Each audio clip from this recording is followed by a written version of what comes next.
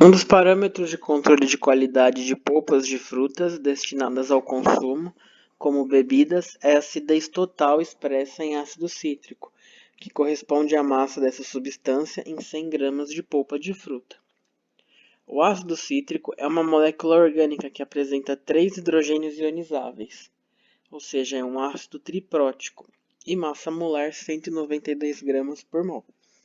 O quadro indica o valor mínimo desse parâmetro de qualidade para polpas comerciais de algumas frutas. Então, nessa tabela nós temos acerola, caju, cupuaçu, graviola e maracujá, e os valores expressos em relação ao ácido cítrico em 100 gramas da polpa dessa fruta. Então, por exemplo, no caso da acerola, esse valor 0,8 indica que a cada 100 gramas da polpa de acerola, nós temos no mínimo 0,8 gramas de ácido cítrico. A acidez total, expressa em ácido cítrico de uma amostra comercial de polpas de fruta, foi determinada. No procedimento, adicionou-se água destilada a 2,2 gramas da amostra, e após a solubilização do ácido cítrico, o sólido remanescente foi filtrado.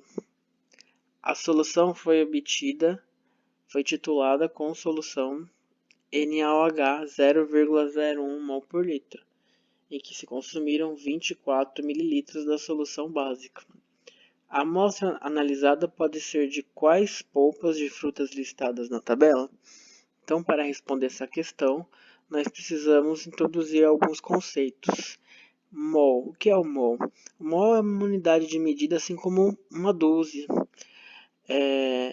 E 1 mol de molécula é equivalente a 6,02 vezes 10 a 23 moléculas. É um número muito grande e esse número é chamado de constante de Avogadro.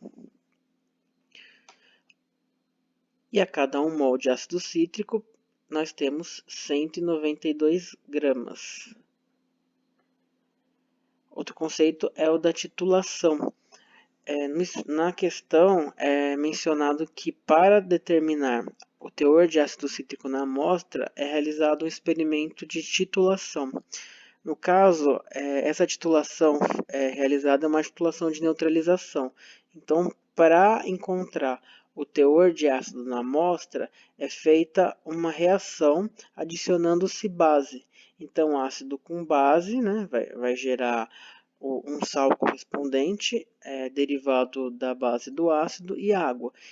E aí, quando encontra-se o ponto de equivalência, ou seja, quando ocorre a neutralização desse ácido mediante a adição de base, você vai conseguir determinar o teor desse ácido, comparando a quantidade que você adicionou da base. Então, no caso, a gente precisa conhecer a reação que vai acontecer. E como o ácido cítrico é um ácido triprótico, a cada molécula de ácido cítrico nós vamos ter 3 hidrogênios, 3H+, que atribuem acidez à molécula para serem neutralizados. Então, no balanceamento da equação, para cada molécula de ácido cítrico, você precisará de 3 moléculas da base adicionada. Então, tendo esses conceitos claros, nós iniciaremos a resolução da questão.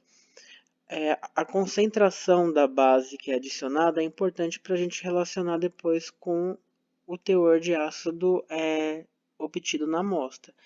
Então, nós sabemos que o ácido que foi adicionado ele é 0,01 mol por litro, ou seja, tem 0,01 mol dessa base a cada 1000 ml.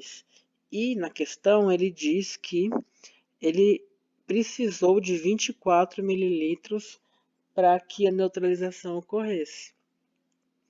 Então, fazendo uma regra de 3, a gente consegue saber quantos mols tem em 24 ml dessa solução. Então, o valor que temos é 2,4 vezes 10 a menos 4 mol. Então, vamos guardar esse valor e continuar a questão.